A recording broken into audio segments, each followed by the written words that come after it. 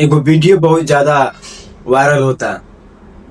एगो अपन मेहरारू पति के छोड़ के यार के बोलेले भी अपन घर में, ओकर यार माजा लेता, ओकरा साथे वीडियो बनावता, वीडियो बना के सोशल मीडिया पर, फेसबुक पर, इंस्टाग्राम पर डाल देता।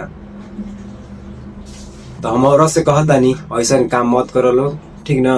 लड़का लड़की कोई के ना होली सन, ठीक ना भाई। तो ये सब के फेरा मत पड़लक।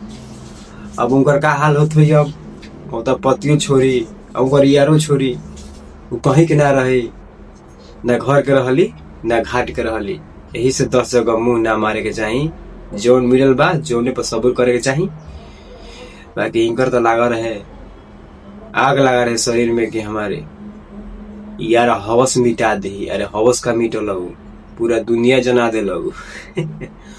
आओ जनम जो आओ दोस्त को बुला ले। हम अजी रे बोल बोल भेजी फेसबुक को 500 यार हमारे ढेर भेजी जाए छीनरो नाच दे कुल खानदान तू।